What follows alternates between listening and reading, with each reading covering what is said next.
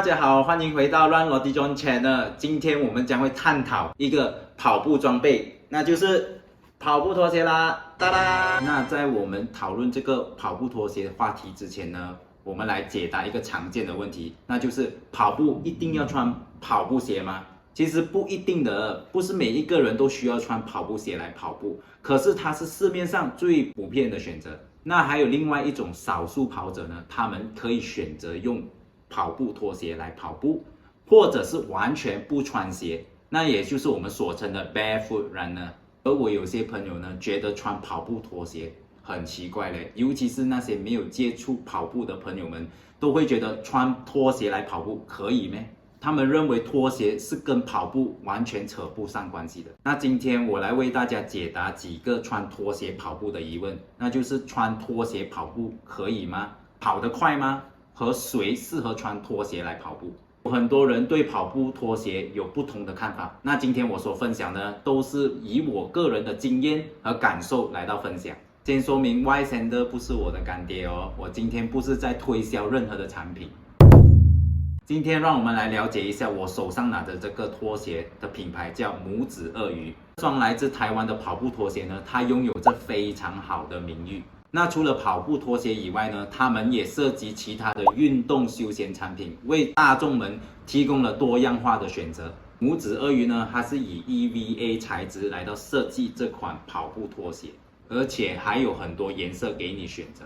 像是我手上拿的这个白色、浅紫色、粉红色、浅蓝色、黑色，还有军绿色，还有其他3个颜色我手上是没有的，像是黄色、蓝色和红色。你看我前面有这样多颜色哦，你就知道我有极喜欢穿拖鞋来跑步。我有时会搭配呢粉色加浅蓝色来跑步，或者是喜欢这个颜色搭配 Blackpink。那你们可能会好奇我怎样开始接触到拖鞋，然后用拖鞋来跑步。那其实在2019年呢，我开始接触全马的时候，我是用跑步鞋来跑全马的。那时因为跑步鞋我穿的时候，我会觉得很不适合我的脚，然后会导致我的脚起水泡，或者是有淤血这些等等的问题。所以呢，当下呢我就开始接触，问有没有其他的选择。其中一个选择呢，给到我的呢，就是用拖鞋来跑步了。这种跑步拖鞋呢，不仅为我解决了我黑脚趾的问题，而且它也给我跑步带来新的体验。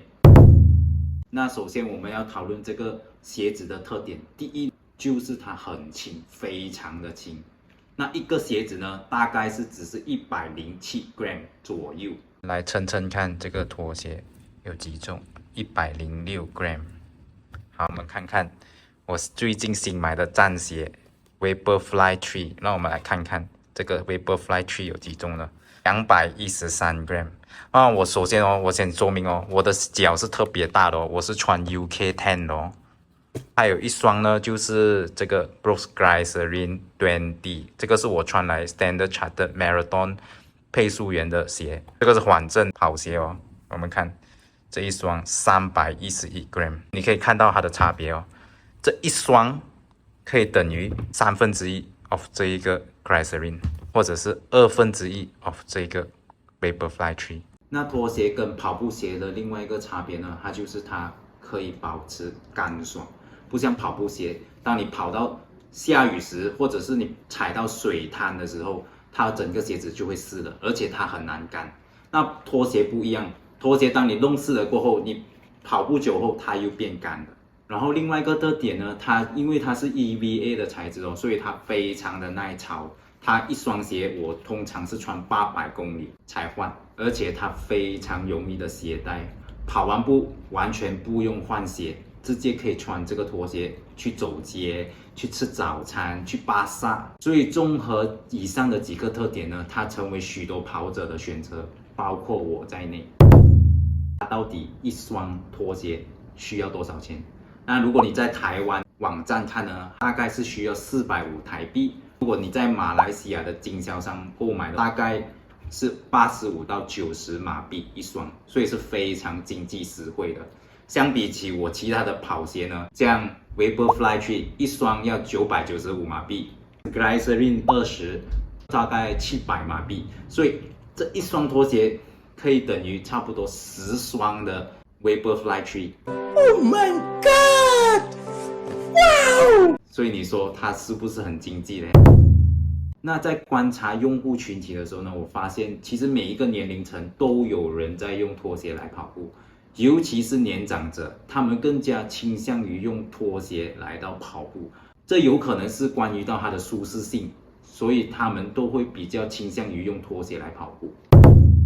那我个人在使用这个跑步拖鞋的时候呢，我的感受呢是非常良好。其实当我们的脚穿进去的时候，它这里的包覆性是非常好，它不会后脚跟偏离。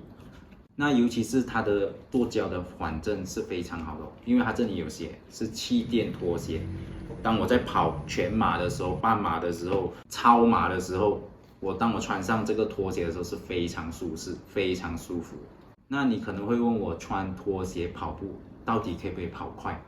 那我还记得我之前我第一个21K 跑进100分钟内是用拖鞋来跑，那时我是跑了97分钟，就是1个小时37分，我用拖鞋来完成。我的42公里呢，我也是用拖鞋完成我的个人最佳3个小时36分。我的超级马拉松100公里，我也是用拖鞋来到完成。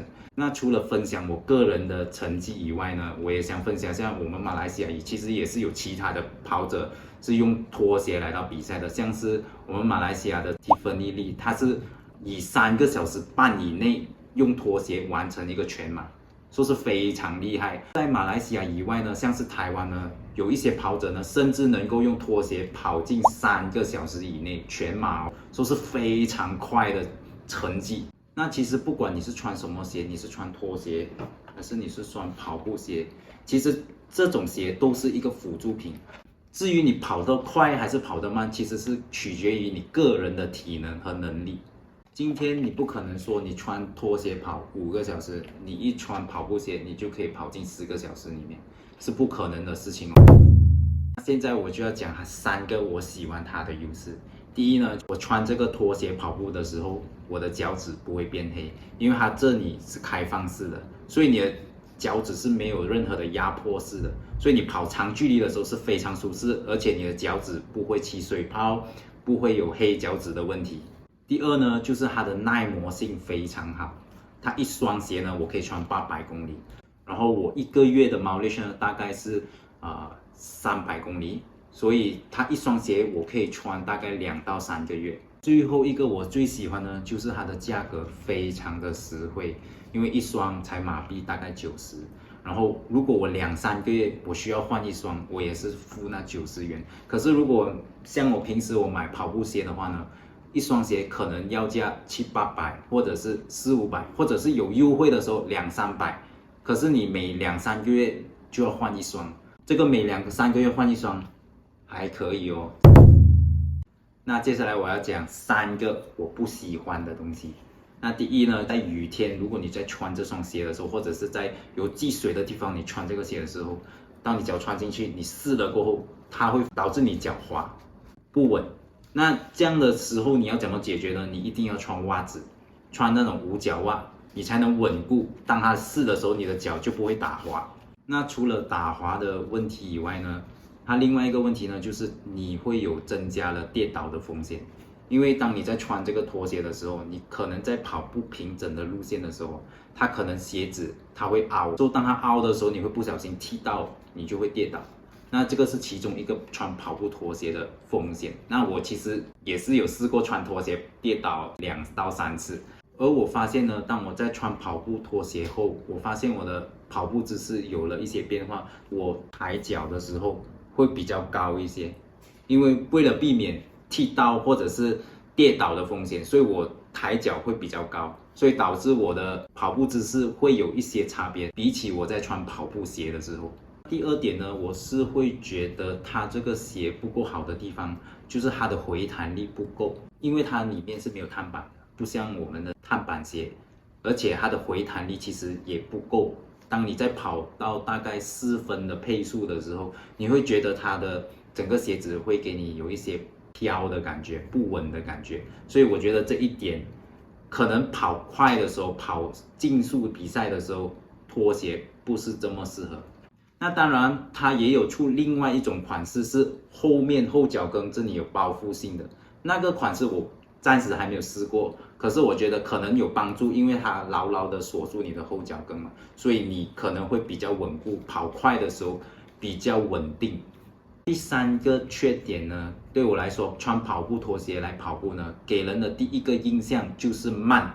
所以我刚刚有说到，为什么它的用户群体都是偏向年长的，因为年长者他们都是追求舒适性，年轻人呢他们是追求快，所以大多数在用跑步拖鞋的年龄层呢都是偏向年长。那总结来说，这款拖鞋呢虽然它有一些缺点，比如说雨天的时候容易打滑，回弹性不够，或者是看起来很慢，那我还是依然觉得它是一个非常值得去尝试的一个产品。那我还会继续穿拖鞋来跑步吗？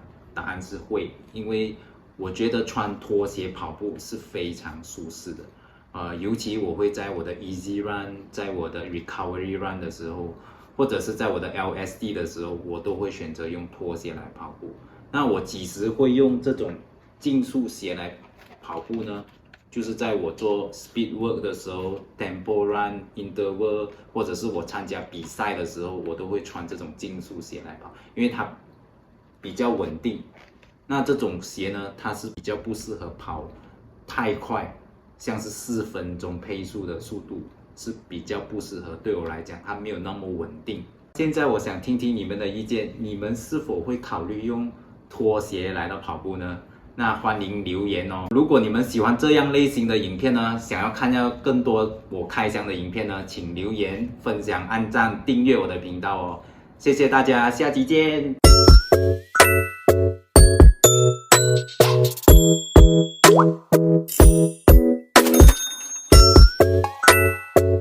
Hello， 大家好，欢迎回到乱落地赚钱呢。这我要怎么讲？其实有分几种。那第一种也是最普遍的，就是我们要穿的是，那在我们开始之前呢，我们这个话题之前呢，我们来。